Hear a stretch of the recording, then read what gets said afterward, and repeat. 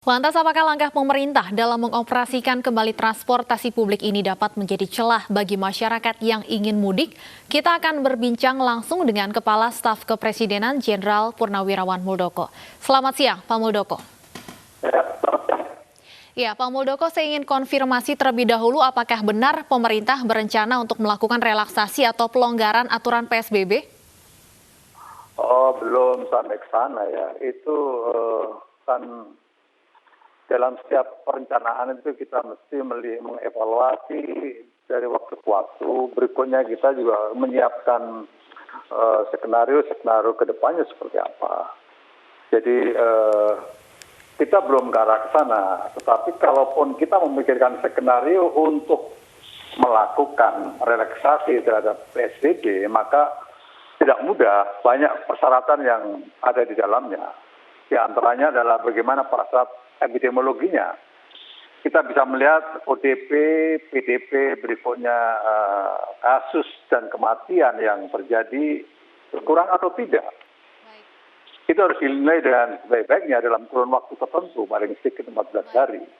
Berikutnya kita lihat dari prasyarat kesehatan publiknya seperti apa. Jumlah tes mencapai target 10.000 per hari atau belum? Sampai sekarang ini maksimum baru 9.000. Baik. Lantas Pak Muldoko, apa yang menjadi pertimbangan pemerintah kemudian mengoperasikan kembali transportasi publik? Sebenarnya itu tidak ada hubungannya dengan relaksasi ya, karena deklarasi tentang relaksasi belum dilakukan oleh pemerintah. Tetapi mensikapi dari bagaimana mengoperasionalkan Permen Hub 25 dan Menteri Perhubungan telah mengeluarkan surat edaran. Sebenarnya ini banyak yang salah memahami ya. Yang diinginkan dari peraturan itu memberikan kepastian. Sebagai contoh seperti ini. Bahwa yang diatur di dalam surat edaran tersebut adalah kepada mereka-mereka yang memiliki berkebutuhan khusus. Di samping itu juga memperhatikan kelancaran transportasi atas alat-alat kesehatan, alat tes, APD, dan logistik, dan juga hal-hal lain yang sangat mendesak. Untuk itulah masih ada kelonggaran dalam transportasi, sehingga jangan sampai semuanya berhenti. Tiba-tiba ini akan mengacaukan sesuatu. Jadi yang harus dipahami di situ adalah berkebutuhan khusus, bukan mengakomodasi seseorang untuk melakukan mobilitas masif yang pada akhirnya justru merusak PSBB itu sendiri. Itu kira-kira ya. Pak Muldoko, kebijakan ini dinilai dijadikan celah oleh masyarakat yang kemudian tetap membandel untuk tetap mudik dengan memanfaatkan celah dalam kebijakan pengoperasian kembali transportasi publik ini. Bagaimana tanggapan dari pemerintah? Untuk itu kita melakukan penindakan yang lebih tegas, ya, law enforcement. Sebagai contoh, aparat kepolisian sekarang dan Kementerian Perhubungan, aparatnya ada di bawah, mereka memberikan tindakan-tindakan yang lebih tegas dan terukur. Di antaranya, satu, mereka harus kembali. Kalau dia ada upaya untuk indikasi mudik, dia harus dikembalikan. Berikutnya terhadap mereka-mereka yang dengan segala cara, ada yang masuk kolong, masuk ditutup terpal dan seterusnya, maka harus ada langkah-langkah yang lebih tegas lagi. Bahkan mungkin ada langkah-langkah pidana dan seterusnya.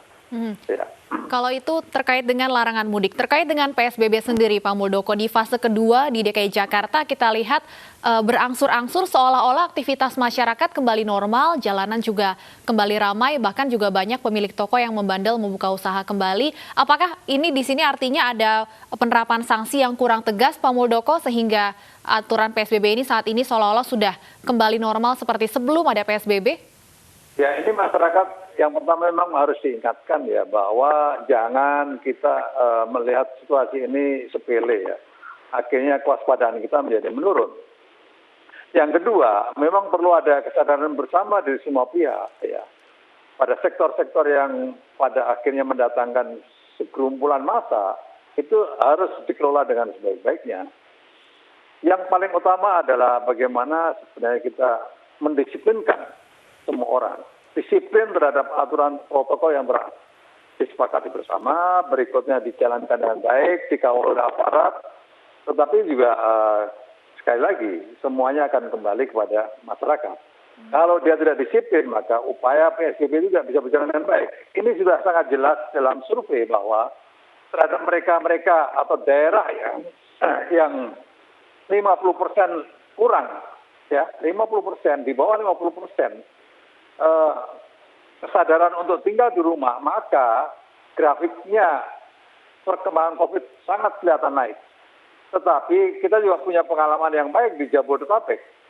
Tingkat kesadaran untuk tinggal di rumah kurang lebih 70%, ada kecenderungan itu menurun dan datar.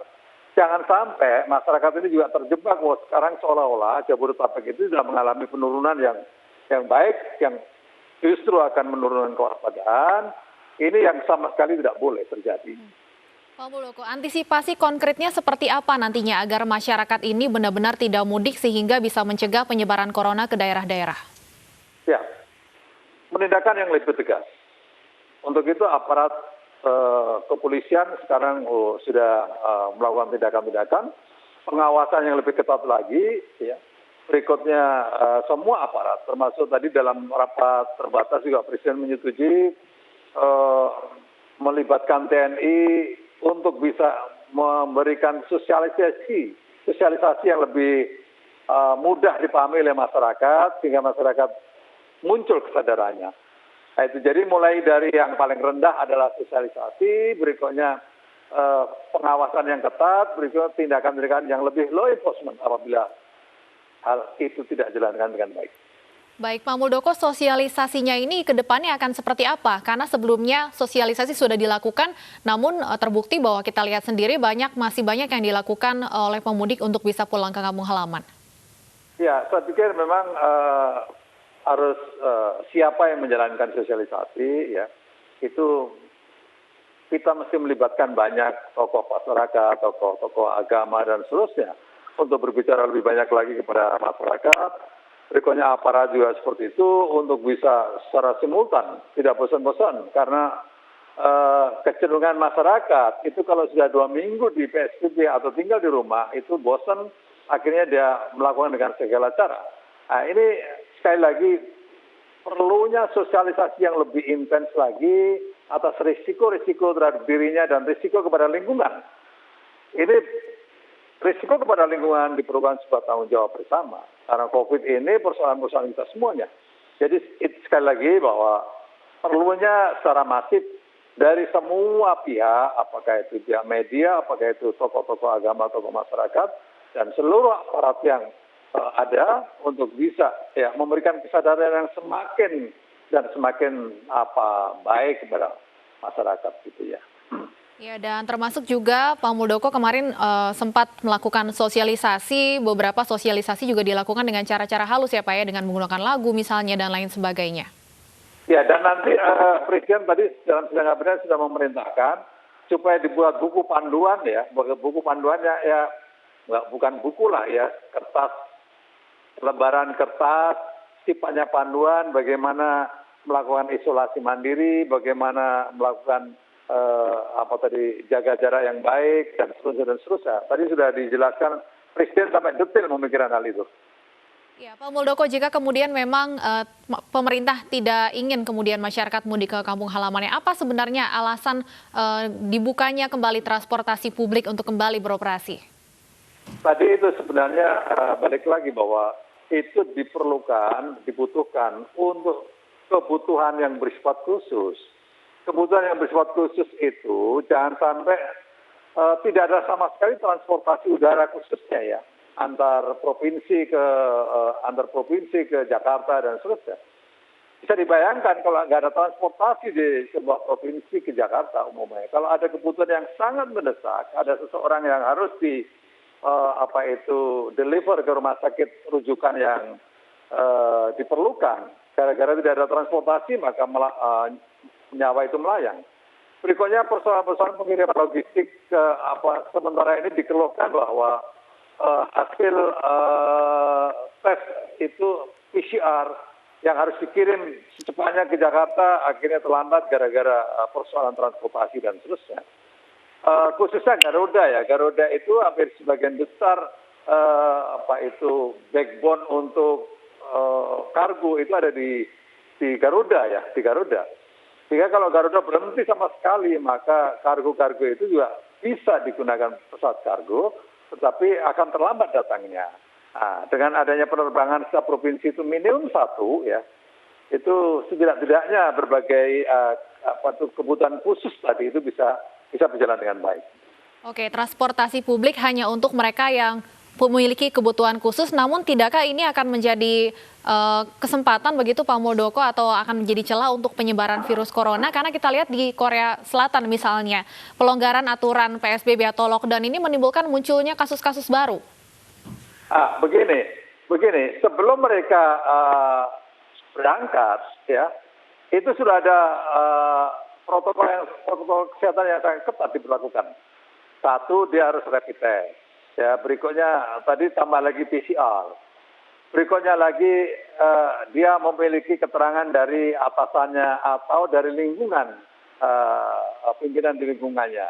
Jadi tidak begitu aja dilepas, enggak begitu. Berikutnya di pesawat juga diatur bagaimana tempat duduknya, nggak bisa setiap tempat duduk itu didudukin, diatur di pesawat pun diatur dengan baik. Untuk itulah kalau saya dengar harga tiketnya kan cukup mahal itu ya, karena memang isi pesawat itu betul-betul diatur, tidak bisa langsung berdekatan. Ini beberapa aturan-aturan yang dijalankan dalam upaya tadi memenuhi kebutuhan khusus tadi. Jadi bukan begitu aja terus memberikan akses luas-luasnya kepada mereka untuk bisa pergi seenaknya. Oh, nggak bisa seperti itu. Ada batasan-batasannya yang harus diikuti ya. Artinya di tempat-tempat gerbang perbatasan di bandara dan sebagainya, ini dipastikan ada pemeriksaan bahwa pihak yang akan bepergian ini memiliki kebutuhan khusus, begitu Pak Mul? Iya pasti dicek dengan baik ya, dicek dengan baik. Dari sisi kesehatan, Kementerian Kesehatan menempatkan orang-orang yang ada di sana ya. Jadi betul-betul mengikuti protokol yang ditentukan. Baik Pak Muldoko, kemudian PSBB masih berlaku di sejumlah daerah dan seperti yang kami kemukakan sebelumnya, saat ini seolah berangsur-angsur kembali seperti sebelum ada PSBB. Masyarakat juga kembali membandel begitu. Apa yang ingin Anda sampaikan kepada masyarakat? Himbauan ya, bahwa kita himbau kepada masyarakat, yang pertama bahwa COVID-19 ini bisa diselesaikan karena kita sendiri, bukan karena orang lain. Kita bisa mengurangi, yang pertama harus betul-betul bisa menjaga jarak aman ya, physical distancing. Yang kedua harus menggunakan masker, yang ketiga harus cuci tangan, berikutnya tidak masuk dalam sebuah kerumunan massa dan seterusnya. Itu adalah langkah-langkah preventif yang sangat simpel dan harus dijalankan. Manakala kalau itu tidak dijalankan, maka upaya kita mau PSBB, mau lockdown, tetap nggak ada gunanya. Kalau tidak ada kesadaran bersama untuk itu. Kesadaran itu adalah sebuah bentuk tanggung jawab sosial, karena kalau kita tidak menjaga diri dengan baik, maka akan mempengaruhi lingkungan. Kalau lingkungan itu tercemar, maka lingkungan itu akan mempengaruhi lingkungan yang lebih besar lagi. Nah, inilah bentuk tanggung jawab yang diperlukan bagi kita semuanya. Untuk itu saya sangat menghimbau kepada masyarakat, jangan gunakan situasi ini untuk karena kebutuhan pribadi yang menonjol, berikutnya AB terhadap kebutuhan orang lain, dan hal-hal yang menurut saya menjadi kesepakatan dalam protokol itulah yang harus kita ikuti bersama. Agar kita cepat selesai ya. Cepat selesai. Semua dari kita segera menginginkan persoalan COVID ini selesai. Tapi tergantung kembali lagi kepada kita, kepada masyarakat. Kalau ingin cepat selesai, ikuti dengan baik protokol itu dengan sebaik-baiknya.